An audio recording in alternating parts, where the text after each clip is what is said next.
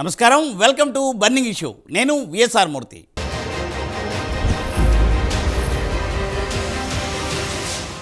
ఎన్నో ఏళ్లుగా చిలుకూరు బాలాజీ దేవాలయంలో ప్రధాన అర్చకుడిగా విధులు నిర్వర్తిస్తున్న రంగరాజన్పై దాడి ఘటన తీవ్ర రూపం దాల్చింది. పార్టీలకు అతీతంగా అందరూ దీన్ని తీవ్రంగా ఖండిస్తున్నారు. అసలు ధర్మ రక్షకులుగా చెప్పుకునేవారు ఇటువంటి దాడులు చేస్తారా? దీని వెనుక ఉన్న రహస్యం ఏంటి?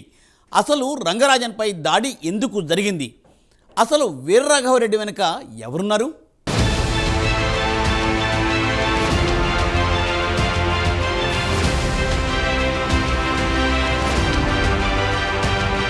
తెలంగాణలో సరికొత్త ప్రైవేట్ ఆర్మీ బయలుదేరింది. రామరాజ్యం స్థాపిస్తామని గ్యాంగ్ సభ్యులు అంటున్నారు. తమని తాము ఇక్ష్వాకు వంశస్థులుగా చెప్పుకుంటున్న కొంతమంది ఇలా ఓ సైన్యంగా ఏర్పడ్డారు. రామరాజ్య స్థాపన కోసం తమతో కలిసి రావాలని ఒత్తిడి చేస్తున్నారు.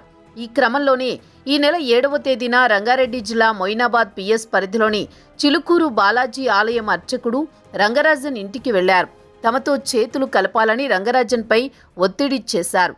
దానికి రంగరాజన్ ఒప్పుకోలేదు. దీంతో తన కుమారుడిపై తీవ్రంగా దాడి చేసి కొట్టారని రంగరాజన్ తండ్రి సౌందరరాజన్ ఫిర్యాదులో పేర్కొన్నారు.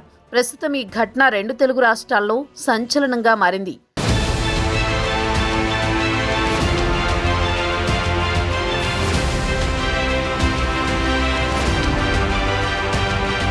రంగరాజన్ ఫిర్యాదుపై కేసు నమోదు చేసిన పోలీసులు సీసీ కెమెరా దృశ్యాల ఆధారంగా దర్యాప్తు ప్రారంభించారు. గ్యాంగ్ నాయకుడిగా భావిస్తున్న వీరరాఘవరెడ్డి అనే వ్యక్తిని అరెస్ట్ చేశారు. గ్యాంగులోని మరికొందరిని అరెస్ట్ చేశారు. మొత్తంగా 5,000 మందితో ఓ సైన్యాన్ని ఏర్పాటు చేస్తున్నామని వీరరాఘవరెడ్డి గ్యాంగ్ 2024లో సోషల్ మీడియాలో పోస్టులు పెట్టింది.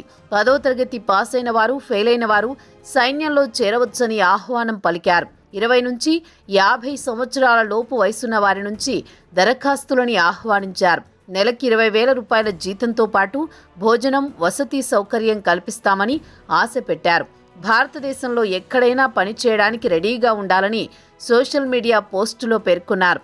ఇలా తన గ్యాంగ్లో చేరిన వారిని వెంటపెట్టుకుని వెళ్లి చిలుకూరు ఆలయ అర్చకుడు రంగరాజన్పై దాడి చేశారు.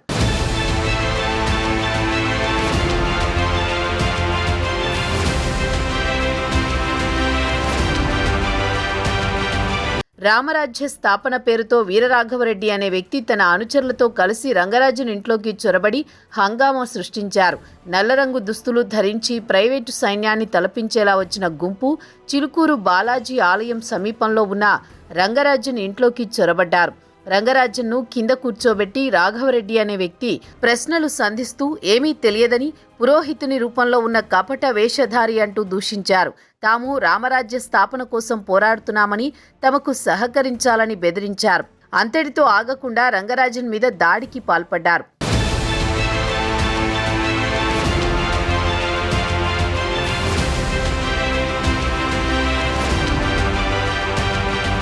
ఇక రంగరాజన్పై జరిగిన దాడి తెలుగు రాష్ట్రాల్లో సంచలనంగా మారింది. ఆయనపై జరిగిన దాడిని అన్ని రాజకీయ పార్టీలు, హిందూ సంఘాలు తీవ్రంగా ఖండిస్తున్నాయి. రాజకీయాలకు అతీతంగా అధికార కాంగ్రెస్ పార్టీ నేతలతో పాటు ప్రతిపక్ష బీఆర్ఎస్ పార్టీ, బీజేపీ సైతం రంగరాజన్పై జరిగిన దాడిని తీవ్రంగా ఖండించింది. ఇలాంటి ఘటన జరగడం దురదృష్టకరమని నేతలంతా అభిప్రాయపడ్డారు. ప్రతి పార్టీ నేతలు ఆయనను పరామర్శించి అండగా ఉంటామని భరోసా ఇచ్చారు. తెలంగాణ ప్రభుత్వం స్పందించడం లేదని, చర్యలు తీసుకోవడం లేదన్న ప్రతిపక్ష విమర్శలకు చెక్ పెడుతూ సీఎం రేవంత్ రెడ్డి ఫోన్ చేసి రంగరాజన్ను పరామర్శించారు. ఏ సమస్య ఉన్నా తన దృష్టికి తీసుకురావాలని సూచించారు. స్థానిక ఎమ్మెల్యేకు విషయం తెలిపి సమస్యను తన దృష్టికి తీసుకురావాల్సిందని పేర్కొన్నారు.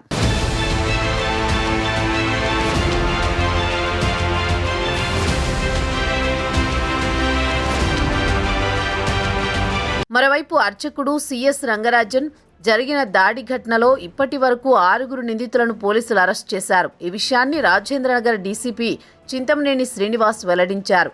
ఈ దాడి ఘటనపై ఫిర్యాదు రాగానే కేసు నమోదు చేసిన పోలీసులు మొదట ప్రధాన నిందితుడు వీరరాఘవరెడ్డిని ఆదివారం అరెస్ట్ చేయడం తెలిసిందే. రాష్ట్ర వ్యాప్తంగా రంగరాజన్కు మద్దతుగా రావడం, అన్ని పార్టీలు ఆయనపై దాడిని ఖండించడంతో పోలీసులు విచారణ ముమ్మరం చేశారు. మరో 5 నిందితులను పోలీసులు సోమవారం అరెస్ట్ చేశారని తెలిపారు. చిలుకూరులో పూజారి రంగరాజన్ గారి మీద అసాల్ట్ చేసిన కేసులో ఇప్పటి వరకు 6 మెంబర్స్ని అరెస్ట్ చేయడం జరిగింది. వీళ్ళలో వీరరాఘవరెడ్డి అని చెప్పి తూర్పుగోదావరి జిల్లా అతను ప్రధాన నిందితుడు. అతనే రామరాజ్యం అనే ఆర్గనైజేషన్ 2022లో ఫ్లోట్ చేయటం, ఆర్మీని రిక్రూట్ చేసుకోవాలి, వైలెంట్ గ్రూప్గానే ఉంటేనే ఈ రామరాజ్యం సాధ్యమవుతుందని అతను చెప్పటం, వీటన్నిటినీ సోషల్ మీడియాలో ప్రచారం చేసుకుంటూ కొన్ని చోట్ల కొన్ని ప్రోగ్రామ్స్ కూడా ఆర్గనైజ్ చేసినట్టు తెలిసింది. రీసెంట్గా లాస్ట్ మంత్ 24th రోజు ఇప్పుడు ఇక్కడ దాడి చేయడానికి వచ్చిన వీళ్ళందరూ కూడా సెక్యూరిటీ గార్డులుగా రిక్రూట్ అవుతామనుకొని ఇతను కలవటం జరిగింది. ఆ రామరాజ్యం దాంట్లో పోస్ట్లో ఒక 20,000 శాలరీ ఉంటుంది, ఫుడ్ అండ్ షెల్టర్ ఫ్రీ అని చెప్పి ఇతను సెక్యూరిటీ గార్డులు కావాలి అని చెప్పి ఒక పోస్ట్ పెట్టినాడు. దాన్ని నమ్మి ఇప్పుడు ఈ లేని వాళ్ళు, వీళ్ళు లేబర్ పని చేసుకునే వాళ్ళు, వీళ్ళందరూ అప్పు చేసుకోవడం. దాంట్లో ఇద్దరు 2,000 రూపీస్ యూనిఫామ్ కావాలంటే కూడా తీసుకొని ఆ తణుకు వెళ్ళినారు. వీళ్ళందరినీ పెట్టుకొని ఆ టెంపుల్స్ దగ్గర తిరిగాడు ఇతను. కోటప్పకొండ, తర్వాత విజయవాడది, అరసవెల్లి, ఈ కొన్ని టెంపుల్స్కి తిరిగి అక్కడ అన్నదానంలోనే వీళ్ళకి భోజనాలు పెట్టించడం, వీళ్ళ దగ్గర ఉన్న మనీతోనే వీళ్ళకి యూనిఫామ్ కుట్టించి 6th రోజు యూనిఫామ్స్ వచ్చాయి.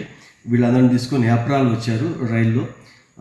ఆ రోజు రాత్రి ఆ యూనిఫామ్ వేసుకొని కొన్ని వీడియోలు, ఫోటోలు తీసేసి ఈ డ్రెస్లో ఉన్నప్పుడు దాన్ని సోషల్ మీడియా ప్లాట్ఫామ్లో పోస్ట్ చేయడం జరిగింది. 7th రోజు మన రంగరాజన్ గారి దగ్గరికి వెళ్ళి ఆర్మీని రిక్రూట్ చేయాలా, డబ్బులు ఇవ్వాలి, మీరు కొంతమందిని ఐడెంటిఫై చేయండి, కొంత గోత్రీకులు ఎవరైతే క్షత్రియ గోత్రీకులు ఉంటారో వాళ్ళందరినీ ఐడెంటిఫై చేసి ఇవ్వమని, రిక్రూట్ చేయాలని, ఫైనాన్షియల్ సపోర్ట్ కావాలని అని చెప్పినప్పుడు రంగరాజన్ గారు కఠినంగా గట్టిగా వ్యతిరేకించారు. ధర్మం అంటే అది కాదని ఈయన ఎక్స్ప్లెయిన్ చేశారు.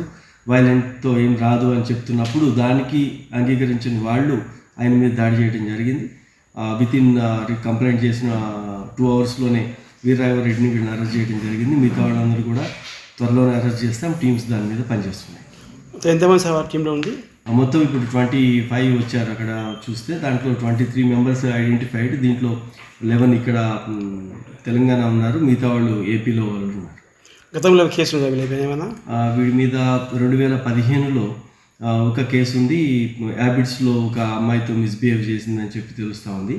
ఆ తర్వాత అది కేసు. ఇంకోటి బంజారా హిల్స్లో కూడా ప్రభుత్వ అధికారులకు వ్యతిరేకంగా లేకపోతే వాళ్ళ డ్యూటీకి ఆటంకపరిచినందుకు ఒక కేసు ఉంది. అది ఇంకా ట్రయల్ జరుగుతూ ఉంది.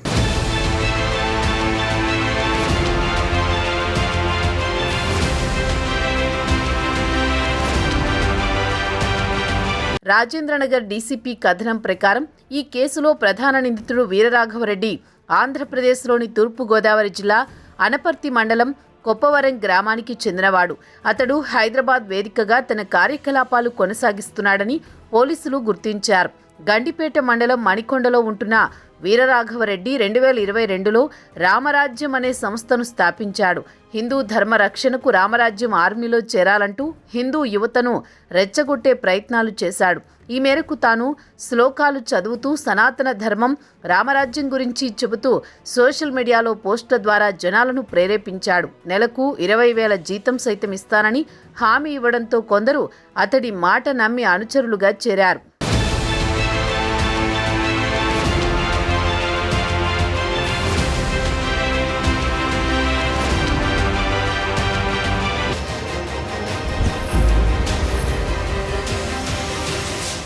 చిలుకూరు బాలాజీ దేవాలయం విశిష్టత గురించి ప్రత్యేకించి చెప్పనక్కరలేదు. వీసా బాలాజీగా ప్రసిద్ధి చెందిన చిలుకూరు దేవాలయానికి భక్తులు పెద్ద సంఖ్యలో వస్తూ ఉంటారు. అక్కడ ప్రధాన అర్చకులు రంగరాజన్ అంటే తెలియని వారు కూడా ఉండరు. అటువంటి వ్యక్తిపై దాడి చేయడం అంటే సామాన్యమైన విషయం కాదు. పవన్ కళ్యాణ్ వంటి వారైతే దీన్ని ధర్మంపై జరిగిన దాడిగా చెబుతున్నారు. మరి ఈ నేపథ్యంలో దాడి చేసిన నిందితులను కఠినంగా శిక్షిస్తారా? అసలు వీరరాఘవరెడ్డి ఎందుకు రంగరాజన్ను టార్గెట్ చేశారు?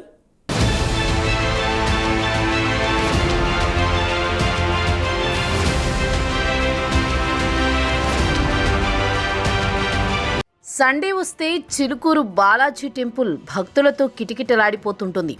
ఒక్క హైదరాబాద్ నుంచే కాదు, 2 తెలుగు రాష్ట్రాల్లో చిలుకూరి బాలాజీ టెంపుల్ అంటే వెరీ ఫేమస్. వీసాల దేవుడిగా చిలుకూరు బాలాజీకి పేరుంది. ఇంకా చెప్పాలి అంటే పక్క రాష్ట్రాల నుంచి కూడా చిలుకూరు బాలాజీ దేవాలయానికి భక్తులు వస్తూ ఉంటారు. ఎన్నో సంవత్సరాలుగా చిలుకూరు ఆలయంలో ప్రధాన అర్చకుడిగా రంగరాజన్ విధులు నిర్వహిస్తున్నారు. అలాంటి వ్యక్తిపైనే దాడి జరిగితే ఇక మిగతా వారి పరిస్థితి ఏంటి? అసలు రంగరాజన్ అంతటి వ్యక్తిపై దాడి చేయడం అంటే అది సామాన్యుల వల్ల అయ్యే పని కాదు. పోలీసులు విచారించి నిందితులను కఠినంగా శిక్షించాలని భక్తులు కోరుకుంటున్నారు.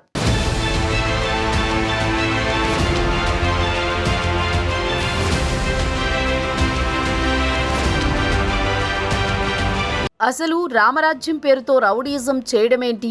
అందులోనూ ఒక ఆలయ ప్రధాన అర్చకుడిపై దాడి చేసేదాకా వచ్చాడు అంటే అసలు వీరరాఘవరెడ్డి వెనుక ఎవరున్నారు? ఎవరి అండ చూసుకుని అతడు ఇలాంటివన్నీ చేస్తున్నాడు? ఎందుకు ఇప్పటి వరకు 2 తెలుగు రాష్ట్రాల పోలీసులు వీరరాఘవరెడ్డిపై దృష్టి పెట్టలేదు? ఇప్పటికే ఆయనపై అనేక చోట్ల బెదిరింపులకు దందాలకు పాల్పడ్డాడు అంటూ కూడా ఆరోపణలు వెలువడ్డాయి. అయితే 2 తెలుగు రాష్ట్రాలకు సంబంధించిన పోలీసులు ఎందుకు ఇప్పటి వరకు అతనిపై చర్యలు తీసుకోలేదు అన్నదే ప్రధానంగా ఇప్పుడు వినిపిస్తున్న ప్రశ్న. ఇక రంగరాజన్పై దాడికి సంబంధించిన విషయం 2 తెలుగు రాష్ట్రాల్లో కాక దేశవ్యాప్తంగా సంచలనంగా మారడంతో రాజకీయాలకు అతీతంగా అందరూ ముక్త కంఠంతో దాడిని ఖండిస్తున్నారు. ఇలాంటివి మరోమారు జరగకుండా చర్యలు తీసుకోవాలంటున్నారు. రంగరాజన్ను పరామర్శించి సానుభూతి ప్రకటిస్తున్నారు. వీరరాఘవరెడ్డిని కఠినంగా శిక్షించాలని డిమాండ్ చేస్తున్నారు.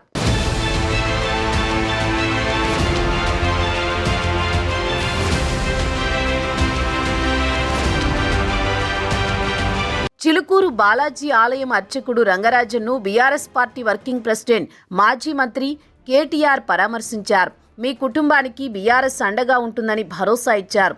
రంగరాజన్ కుటుంబం ఎన్నో సంవత్సరాలుగా చిలుకూరు బాలాజీ ఆలయంలో సేవలు చేస్తోందని, అలాంటి ఆయనపై జరిగిన దాడిని ఖండిస్తున్నామని కేటీఆర్ అన్నారు. ఇది పూర్తిగా ప్రభుత్వ వైఫల్యమని విమర్శించారు. రాష్ట్రంలో శాంతి భద్రతలు అధ్వానంగా మారాయని, రంగరాజన్పై దాడికి పాల్పడ్డ వాళ్లు ఏ ముసుగులో ఉన్నా, ఏ జెండా పట్టుకున్నా కఠినంగా శిక్షించాలని డిమాండ్ చేశారు.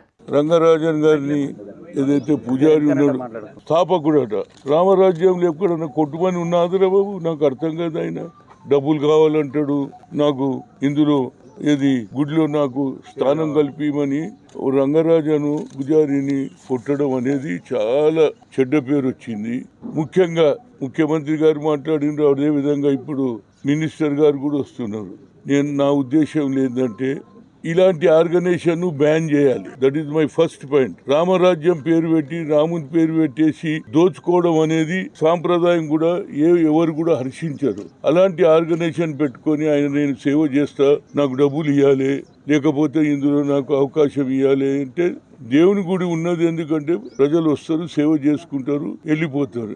ముఖ్యంగా ఇది మన చిలుకూరి బాలాజీ వీసాలు ఏ స్టూడెంట్ కూడా 3 సార్లు 4 సార్లు దొరకకపోతే 4వ సారి ఇక్కడికి వస్తే వీసా దొరికినటువంటి సంగతి నేను విన్నా. కనుక ఇలాంటి భగవంతుని దగ్గర జరగడం చాలా బాధాకరం.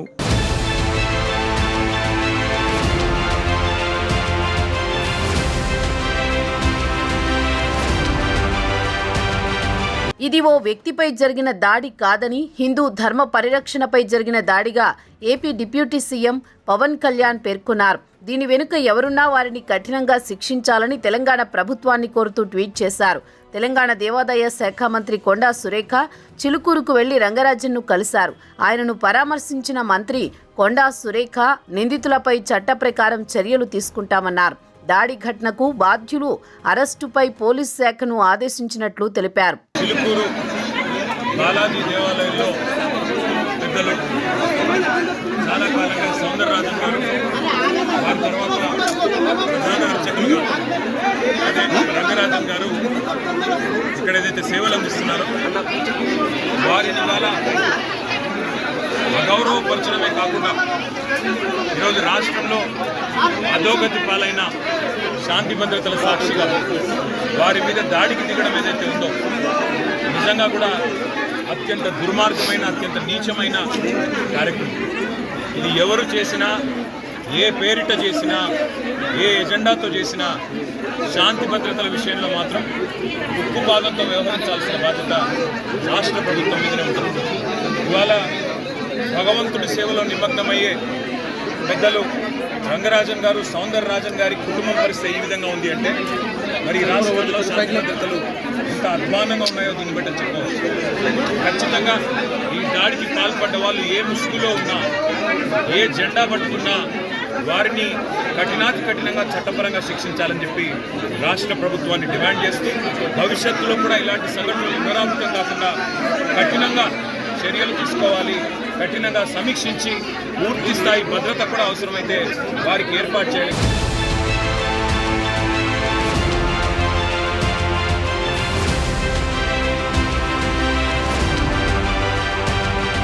చిలుకూరు బాలాజీ ఆలయ ప్రధాన అర్చకుడు రంగరాజన్ను మంత్రి శ్రీధర్ బాబు పలువురు కాంగ్రెస్ నేతలు పరామర్శించారు. ఆయనపై ఇటీవల జరిగిన దాడిని ఖండించారు.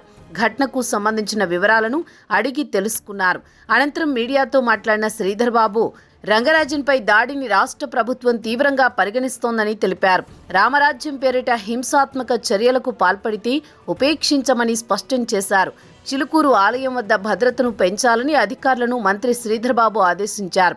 ఆలయానికి సంబంధించిన ప్రధాన అర్చకులు సౌందర్య రాజన్ వారిపై జరిగిన దాడిని, సౌందర్య రంగరాజన్ గారి పైన జరిగిన దాడిని ప్రభుత్వం తీవ్రంగా ఖండిస్తూ ఉంది. రామరాజ్యం పేరిట ఎవరైనా హింసాత్మకమైన ఘటనలు చేసినా ప్రభుత్వం చూస్తూ ఊరుకునేది లేదు, ఉపేక్షించేది కూడా లేదు. ఈరోజు దాడులు చేసిన వారిపై కఠినంగా ప్రభుత్వం వ్యవహారం చేస్తుంది.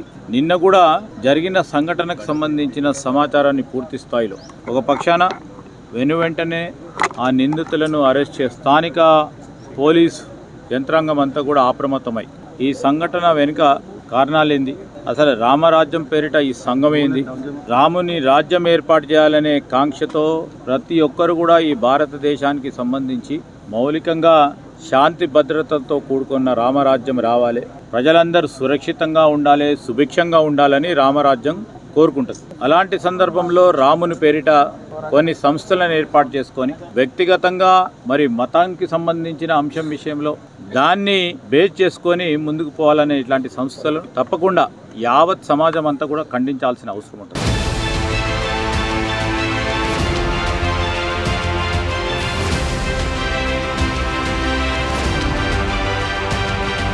పోలీసులు కూడా ఈ ఇష్యూను సీరియస్గా తీసుకున్నారు. పవన్ కళ్యాణ్ సనాతన ధర్మాన్ని కాపాడుకోవాలని అంటున్నారు. దక్షిణ భారత యాత్ర చేపట్టబోతున్న తరుణంలో రంగరాజన్ మీద దాడి జరిగింది. దీన్ని తీవ్రంగా ఖండించారు పవన్. అసలు వీరరాఘవరెడ్డి టెంపుల్స్ను ఎందుకు టార్గెట్ చేస్తున్నారు? గతంలో కూడా ఆయనపై పలు కేసులు నమోదై ఉన్నాయి. రంగరాజన్పై దాడికి సంబంధించి వీరరాఘవరెడ్డి గ్యాంగులో 6గురిని అరెస్ట్ చేయగా మిగిలిన వారి కోసం గాలిస్తున్నారు పోలీసులు.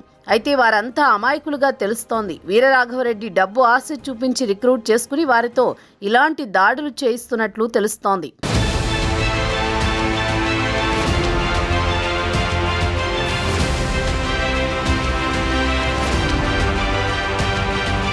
ఏది ఏమైనా రామరాజ్యం పేరు చెప్పుకుంటూ ధర్మరక్షకులుగా ఉన్న వారిపైనే దాడులకు దిగడం మాత్రం కలకలం రేపుతోంది. ఇటువంటి వారిని ఉపేక్షిస్తే మున్ముందు మరిన్ని ఆగడాలకు తెగబడడం ఖాయమన్న అభిప్రాయం సర్వత్రా వ్యక్తమవుతోంది. మరి వీరరాఘవరెడ్డి అండ్ గ్యాంగ్కు పోలీసులు ఎలాంటి శిక్ష విధిస్తారో వేచి చూడాలి.